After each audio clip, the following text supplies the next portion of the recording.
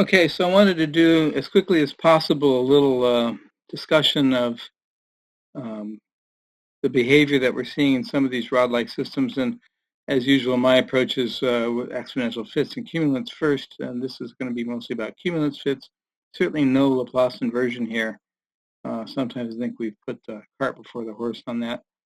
So I know Scott Danielson shares my misgivings about content, and you're seeing some of that now. How do you really make the best choices about the various distributions it gives you? How many grid points to use?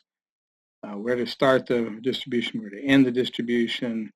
Um, and does it even matter anymore how many grid points you use? It's just a lot of variables.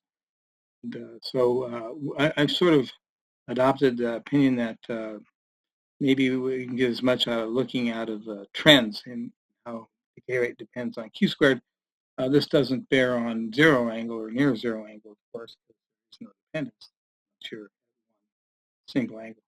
So if there was a paper to come out about this, Scott and I have just talked about that very briefly.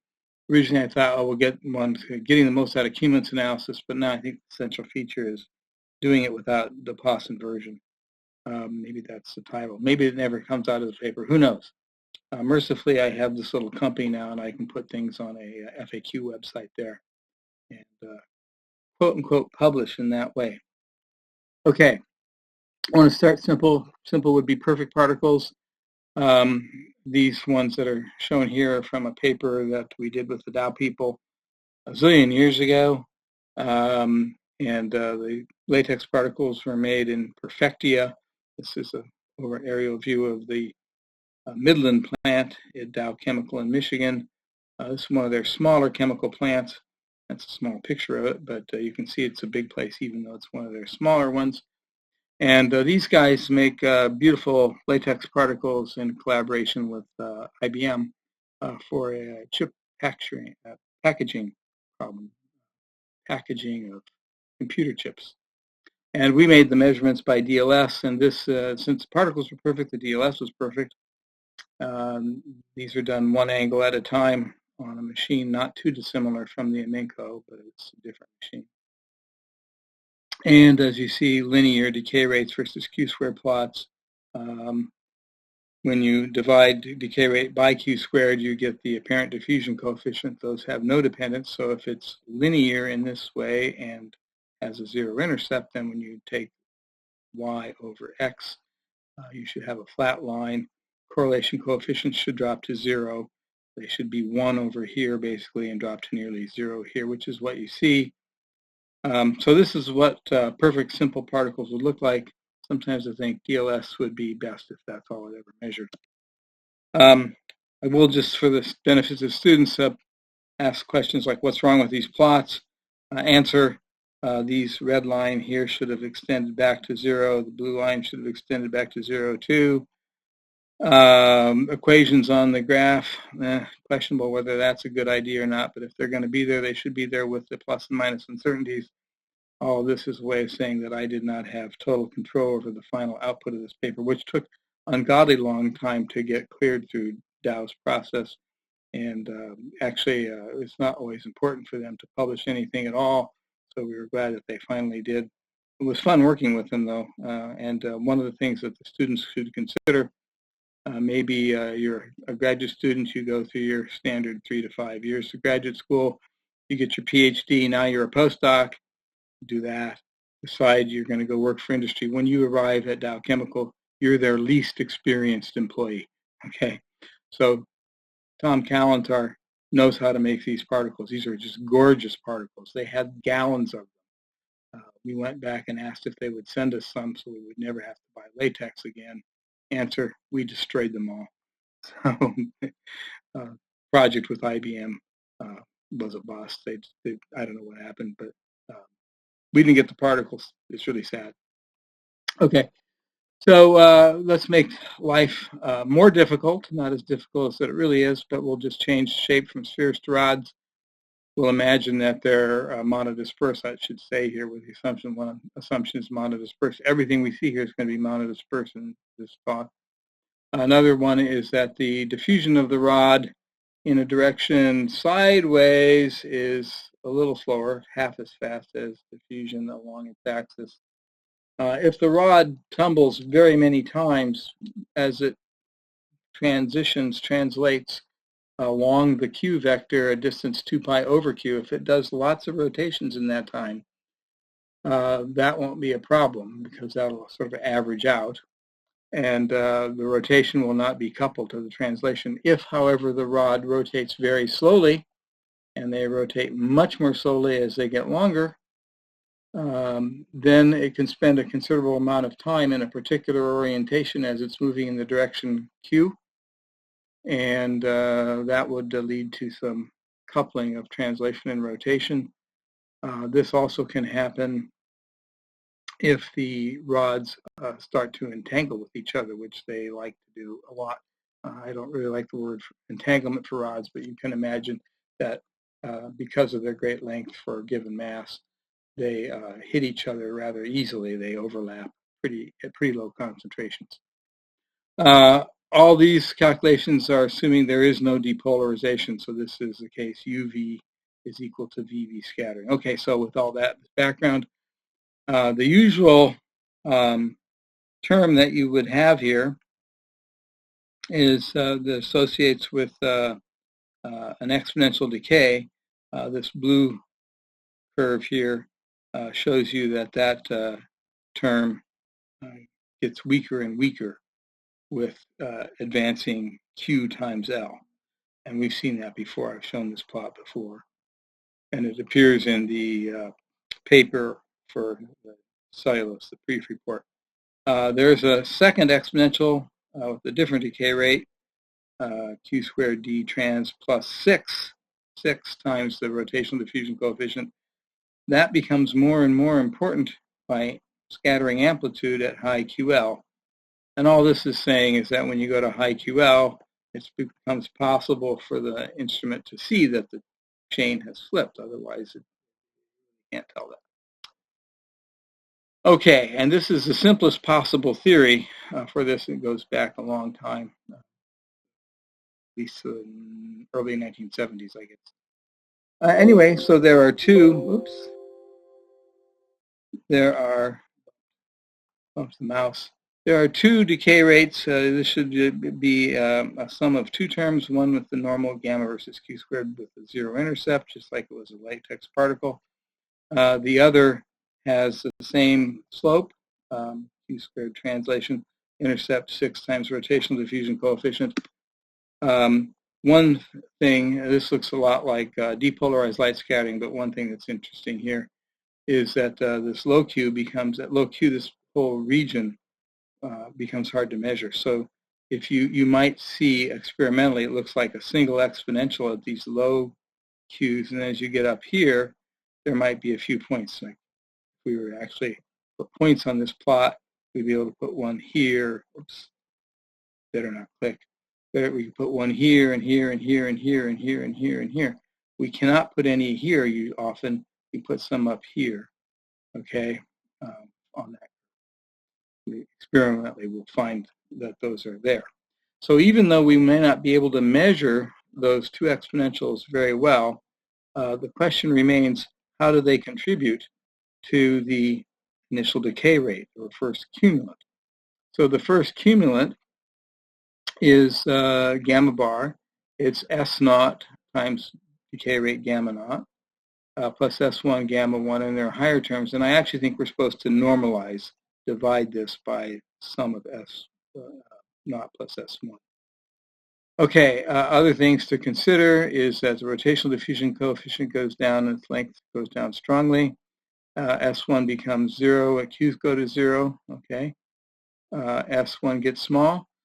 D-rot can be very fast for small rods, so even though it has a low amplitude S1, rotational diffusion coefficient can have an effect. So, you know, if we look at the importance of this second term, it's the product of the amplitude and the gamma. So the amplitude might be low, but if the gamma is really high, like it would be for a short rod, that could still contribute to your overall average. Okay, and so this will raise that first cumulant, and now I'm interested in what's the effect on gamma versus Q squared because I haven't saw these plots with sort of an unusual behavior. All right, so look at this for 3 typical cases, CNCs, polypeptides. I did this sort of thing a lot. These are very thin and much long, and can be longer than the CNCs.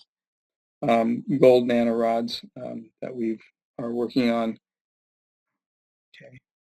How the simulations works, we're going to assume an L value and a D value. We're going to look up the Berzma formulas for translational rotation diffusion coefficient, and we'll use a spreadsheet for that I have here.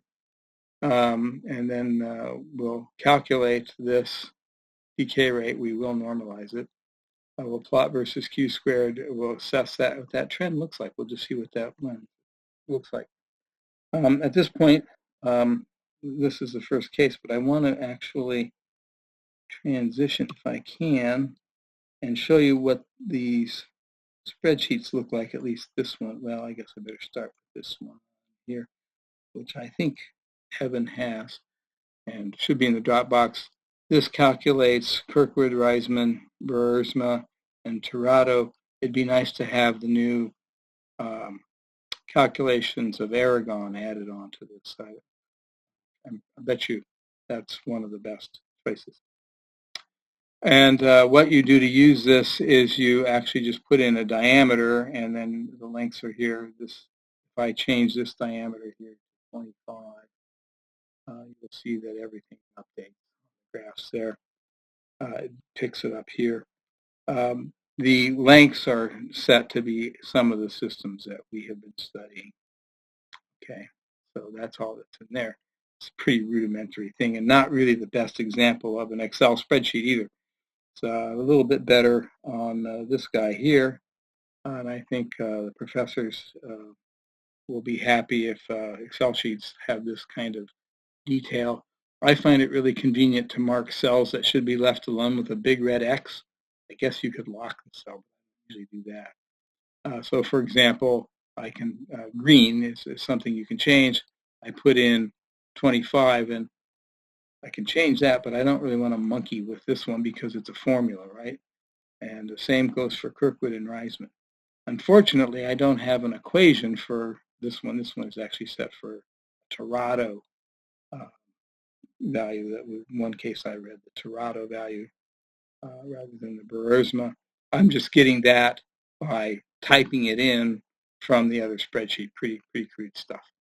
Okay, and then over here it calculates the normalized cumulants, and then here it shows this, and we can see that more easily here. But I do want to point out that the spreadsheet is decipherable. You can kind of see what it is. For example, it's good to use named variables. So this one is called K-Boltz. That's a Boltzmann constant. I always go with CGS units because I like them best. Let's see, refractive index is called refin. So that makes it a lot easier to read the code. If you are going to use an equation, you can actually, put it here and draw a little arrow here. I don't know, I guess you can do the same sort of thing if you're using a Jupyter notebook. If you draw on them with a pen, but maybe. So I like doing this sort of thing in Excel for all these reasons. Okay, so enough about that nonsense. Let's get on to the results. All right, let's see. Here we go. This is a CNC-like system. What you see here is the decay rate for just a translational term goes up. And there is an augmentation at any Q. There's an augmentation of the decay rate due to that second term that includes the rotation. How important that is depends, though. These parameters result in QL values that are not very large, but even so, I have a finite intercept here, okay, for the green line, and really zero intercept for the blue line, because the translational term is Q squared D. Q is almost zero, so that's going away. And so if I look at a gamma here and convert that into size, I'm going to get the wrong one. It's going to have this extra term that it really shouldn't. size is going to be too small. I've put here the angles. This is 30 degrees, 90 degrees, and 145 degrees. Anyway, your errors are not enormously bad here, but these are the kind of errors that you really shouldn't have to put up with in DLS. DLS is I don't know, a 2% to 5% experiment. Maybe better if you really work at it hard. So what's really going on here in the moral of the story? At low angles, the rotation pulls up the decay rate. That makes things seem smaller than they are. Eventually, we get values that come close to the true value. 100 here. It's actually a little over 100 when you do the Kirkwood-Reisman versus the Boersma equations here, so I don't want to get into that too much. Okay, so that's the situation for CNCs, but you do see this sort of rising size with Q, which is what Evan had noticed.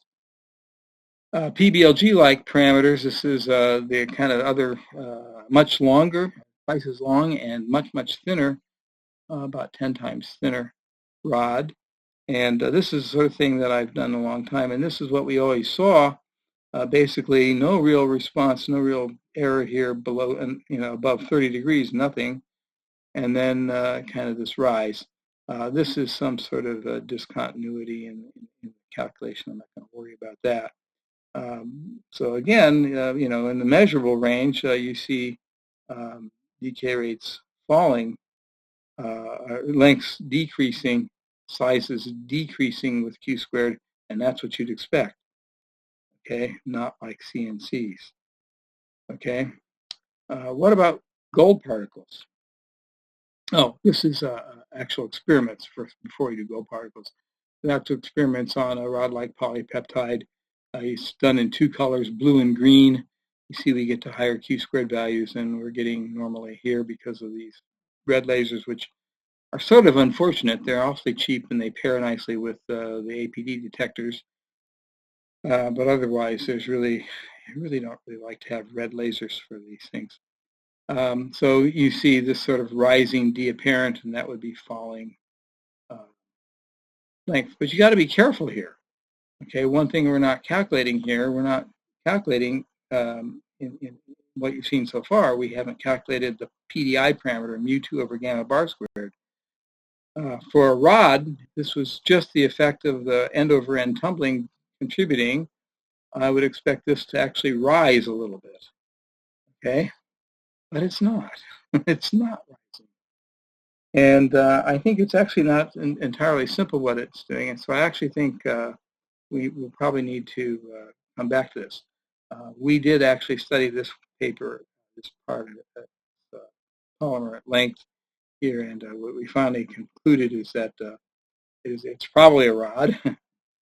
Should be by chemistry. It should be aggregates, open aggregation, leading to polydispersed aggregates. None of that prevents it from rotating.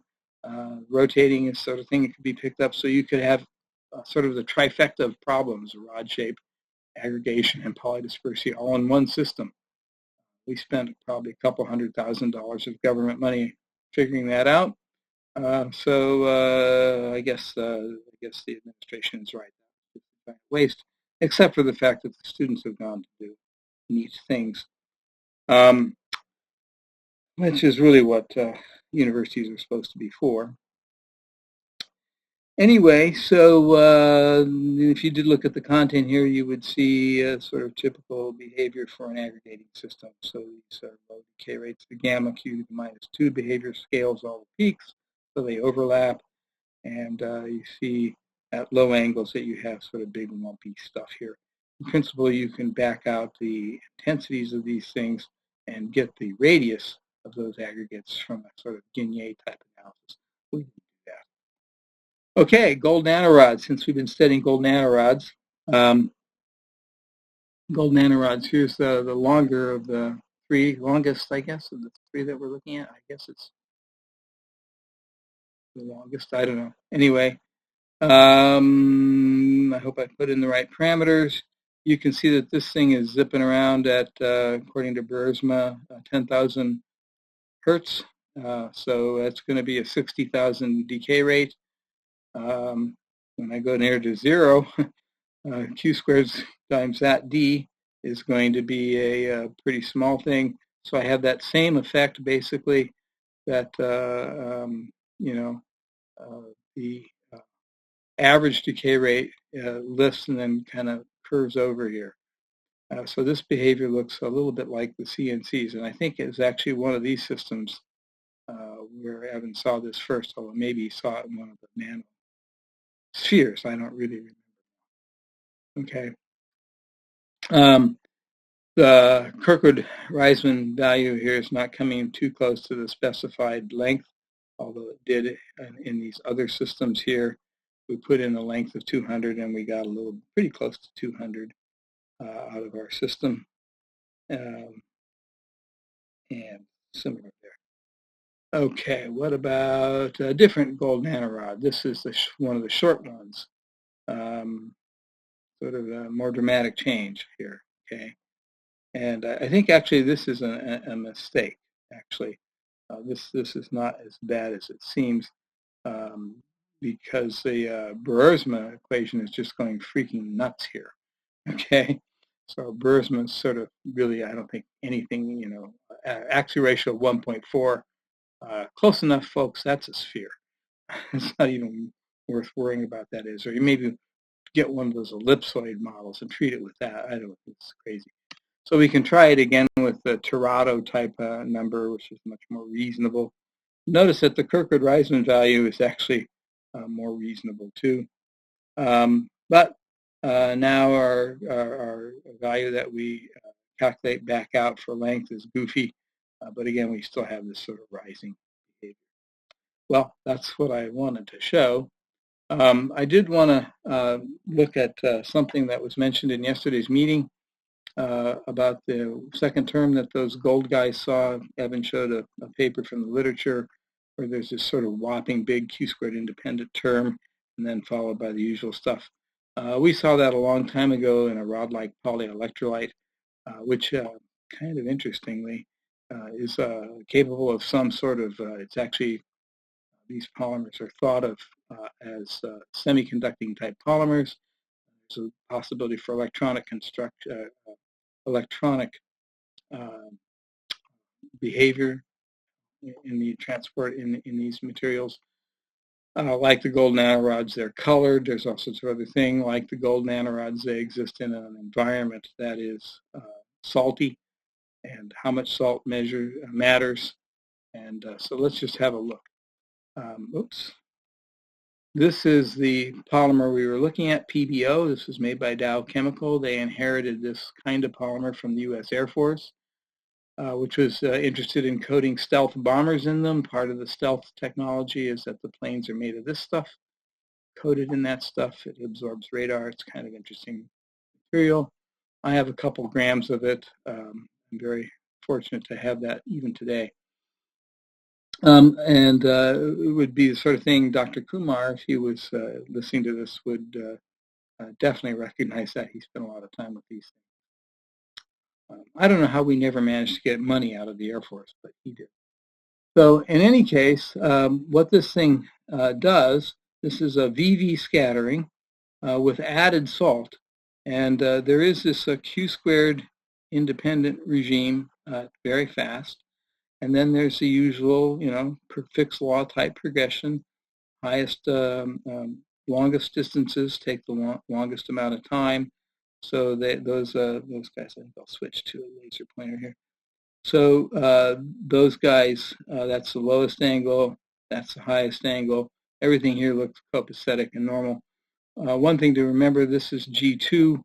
And so the G1 values are a little bit different. They're the square root of something. When you subtract off the baseline, this is going to have an intercept of about 0.7. Anyway, so you're going to be taking the square root of a number less than 1. This is actually probably a bigger portion of the transition than you thought. I think that's how that goes. But anyway, when you remove the salt from this system, you remove its ability to translate. Okay. Basically, the system locks up because of all the interactions of the rods. You wouldn't consider it anything like a solid, though. It's just that the fluctuations on which light scattering relies, see Chapter 12 and Chapter 13, the infamous articles that I wrote. Light scattering is also always really about waves, how the waves relax in solution, and the waves are sort of Fourier components of concentration. Never mind, it's all in there. But you shut that down if you sort of lock the system. You make it heavily interact by removing the salt, and all that's left is this other fast term. You do that, you can shut down the translational motion. The intensity goes way down too. You can get an idea what these experiments were like. First of all, this stuff dissolves in methane sulfonic acid. We were glad that we did not have to do it in chlorosulfonic acid. Okay, but in methane sulfonic acid is bad enough. 15,000 seconds at each angle. Okay, for this run. These ones. So this, when I say do their work, that's what I mean. And when I say that you can do this all faster on the Smalls apparatus, you can see where we were coming from with that kind of thing. So this is the VV scattering. What about the HV scattering? This thing is a good rod. You can see it doesn't have much opportunity to be a better rod. It can bend. The HV runs, these are various levels of salt. And if we remember to say which angle, only did one angle, 90. I guess it's getting, each is a single run with acquisition time of 1,200 seconds. Okay, so it's a little bit noisier, I guess.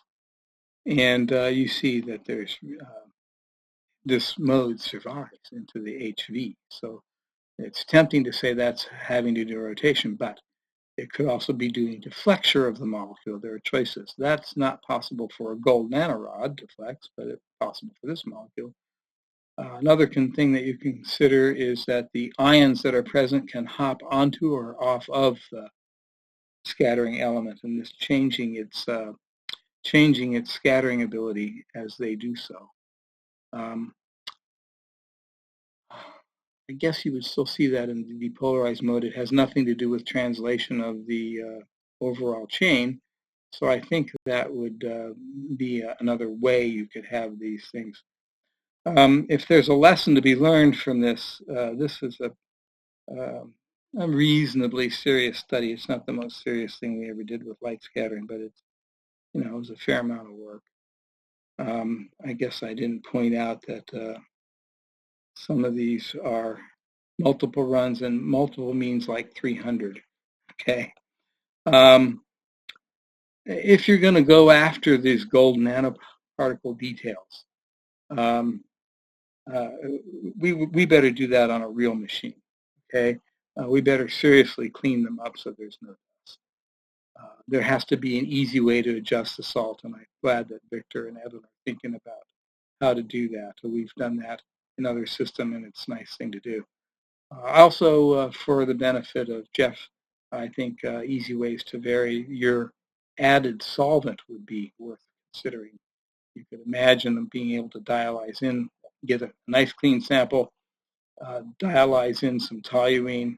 Let's get rid of that by flushing with lots of dimethylacetamide. When you're done, now we'll dial in some other solvent. Just, have the same sample, different conditions, all in the same cell. Nothing changes. I don't think that this kind of work could be done on the LS instruments unless it gets polarizers. Otherwise, I don't see why it could. I think it'd be nice to do it with software that's a little more transparent. I really do like that machine, and I think with good software and some polarizers, it would be a nice thing. But it will be slow, really slow. Okay, so what's on my to-do list to reread Zero per core? I think they understood this a long time ago. We haven't looked at the PDI trends except experimentally back here. I showed it. Where was that?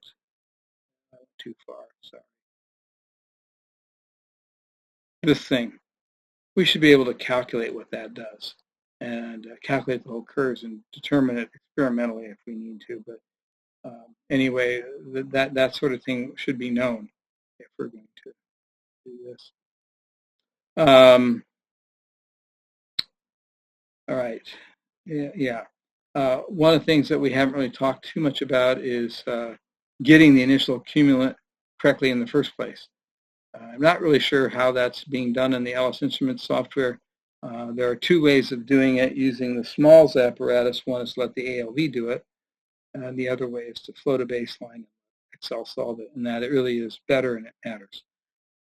So if you were to combine the really quiet, low time signals that you get off that Alice Instruments with the proper way to calculate cumulants, get that first cumulant, that should be pretty good. All right, that's nothing. I just copied that off a screenshot of our meeting. So that's it. That's all I have. All I have to do now is figure out how to get out of this and stop it. And hopefully I can process this video since I have forgotten how to do that. Stop recording.